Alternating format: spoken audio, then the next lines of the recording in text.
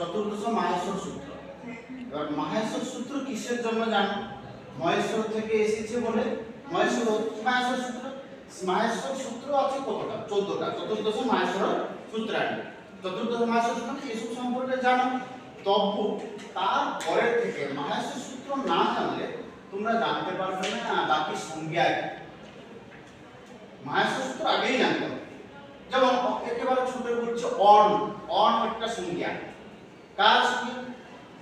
On কার সংজ্ঞা? On অ ই উ কে বোঝার জন্য আমরা ব্যবহার করছি অন।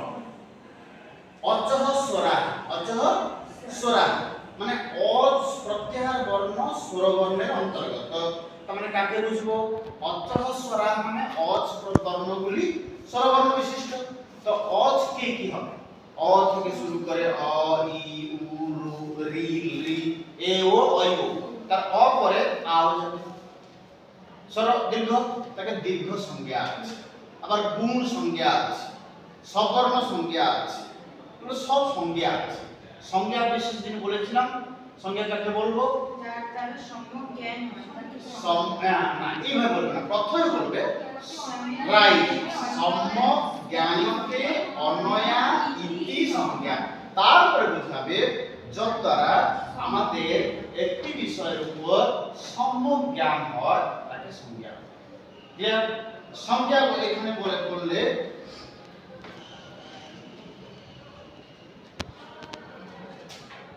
সংজ্ঞা বললে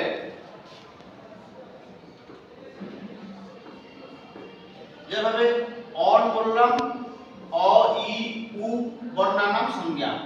অন বললে অ ই এবং উ না বুঝলাম না, এই তিনটিকে বোঝার জন্য আমরা কি ব্যবহার করছি? অন করতে হবে। অচহ স্বরাহা এটা হচ্ছে সংজ্ঞা। অচহ স্বরাহা। হলহ কি? ব্যঞ্জনানি। হলহ ব্যঞ্জনানি। হ জ ব র ল থেকে শুরু করে একেবারে শেষ পর্যন্ত। এরপরে সংজ্ঞাটা কোথা থেকে এলো? সূত্র 6 প্রকার মনে রাখো। এত সূত্র আছে, বৃত্তি আছে, আর কি আছে? ব্যাকরণে কি কি আছে? সূত্র আছে, বৃত্তি আছে, আর কি আছে? উদাহরণ আছে। প্রথমে সূত্র মোটা আকারে লেখা আছে, অদ্যেন গুণাহ লেখা আছে না? অদ্যেন গুণাহ বা বৃদ্ধির আদর্শ। বৃদ্ধি সংজ্ঞা বলা হচ্ছে বৃদ্ধির আদর্শ। সেটা কি সংজ্ঞা? বৃদ্ধি সংজ্ঞা বা সবর্ণ সংজ্ঞা। সবর্ণ সংজ্ঞা কি? তুল্যাস্য প্রযত্ন সবর্ণ। তখন বুঝা যখন পড়াও কেন সবর্ণ না, সবর্ণ কি? ইয়ে হচ্ছে ব্রাহ্মণ, সে ব্রাহ্মণ হলে, সে ক্ষত্রিয়, সে ক্ষত্রিয় হলে সবর্ণ, সে শিডিউল কাস্ট হলে সবর্ণ। সবর্ণ বুঝতে পেরেছ? আমাদের সবর্ণ বিবাহ রয়েছে, বুঝতে পেরেছ? তো বর্ণ অসবর্ণ কে হবে? আ হবে। আর সবর্ণ কে হবে? অ।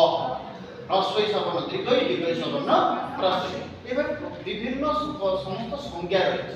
প্রথমে বললে সংজ্ঞা হলো সম্যক জ্ঞান। তারপরে সংজ্ঞাটা কি না, সূত্র হলো 6 প্রকার। তার মধ্যে প্রথম হলো সংজ্ঞা সূত্র। প্রথম কি সূত্র? সংজ্ঞা। এই 6 প্রকার সূত্র তাহলে কি কে বলতে হবে? এই 6 প্রকার সূত্র কি না লিখে রাখ। সংজ্ঞা চ, পরিভাষা চ, বিধি নিয়ম এব চ। সংজ্ঞা চ, পরিভাষা চ, বিধি নিয়ম এব চ।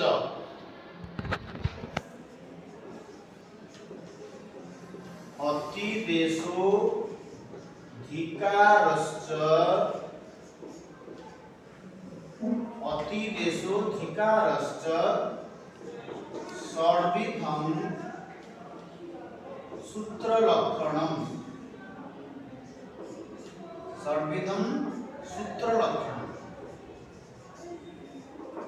মনে রাখবে এই সূত্র 6 প্রকার ব্যাকরণের সূত্র হচ্ছে কত প্রকার 6 প্রকার তথা সংজ্ঞা চ পরিভাষা চ বিধি নিয়ম এব চ অতিদেশোধিকারশ্চ ষড়বিধম সূত্র লক্ষণম সূত্রের লক্ষণ কত প্রকার 6 প্রকার তাহলে প্রথমে থাকছে কি সংজ্ঞা 1 নম্বর সংজ্ঞা 2 পরিভাষা 3 নম্বর কি আসবে সন্ধি বিচ্ছেদ করে দাও বিধিযুক্ত নিয়ম বিধির নিয়ম রেপ আছে তাহলে 3 নম্বর নিয়ম হলো 4 নিয়ম হলো 4 তারপর অতিদেশ হচ্ছে 5 অধিকার হলো 6 সব প্রকার সূত্র লক্ষণ বুঝতে পারলে এবার সংজ্ঞা প্রথম আছে এই সংজ্ঞাটা আমি পড়াচ্ছি সম্যক জ্ঞায়তে অন্বয়া ইতি সংজ্ঞা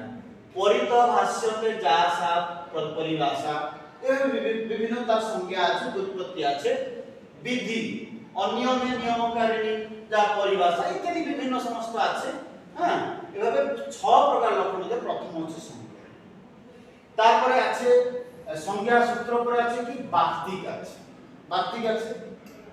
বৃত্তি আছে না বৃত্তিকে লিখেছি কাত্যায়ন লিখেছেন বৃত্তি বা বাক্তিক আর সূত্র কে লিখলেন সূত্র পানি প্রথমে দেখো সূত্র কে লিখলেন সূত্রকার পানি সূত্রকার পানি তার প্রথম নাম কি হলো অষ্টাধ্যায়ী আরে ত্রিমুনি ব্যাকরণস্য কি বলে ত্রিমুনি ব্যাকরণস্য ব্যাকরণে তিনজন মুনি মানে কর্তা শ্রেষ্ঠ ব্যাকরণ একজন হলেন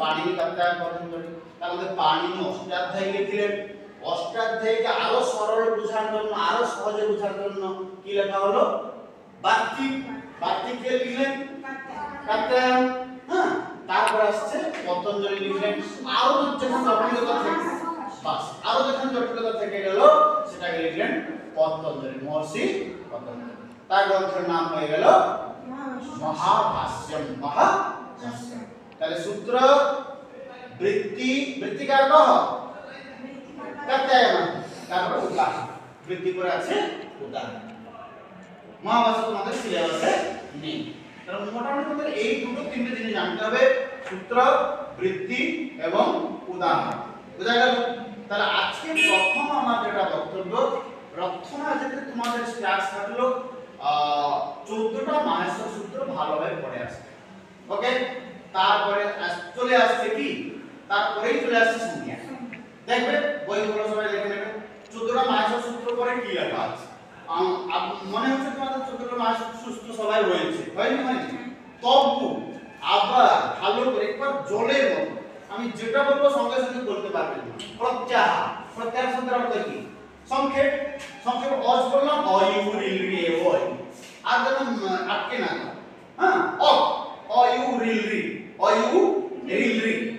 এখানে স্টপ বুঝা গেল এটা 14টা মাহেশ্বর পড়ে আসবে অয়ু রিলরি এ ওই অয়ুজ হয় বরট লন ইয়ম মনন ছয় খড়ধস জবগড়ধস খ খ ছ ঠ থ চট ত একেবারে বড়টাটা খ খ ছ ঠ থ চট ত কপয় স স স হ ইতি মাহেশ্বরাণি সূত্রাণি অনাদি সংজ্ঞার্থানি দেখো লেখা আছে ইতি মাহেশ্বরাণি সূত্রাণি কিসের জন্য অনাদি লেখা আছে দেখো ইতি মাহেশ্বরাণি সূত্রাণি অনাদি সংজ্ঞার্থানি কিসের জন্য অণ ইত্যাদি অণ উন ই ইত্যাদি সংজ্ঞার জন্য আচ্ছা নি আরে পাওনি সে পাই অনাদি সংজ্ঞার্থানি ইতি মাহেশ্বরাণি সূত্রাণি কোথায় দেখে দাও ইতি যেখানে শেষ হচ্ছে সেখানে ইতি মাহেশ্বরাণি সূত্রাণি সংস্কৃতটা পড়ো সংস্কৃত কোথায় দেখে দেখো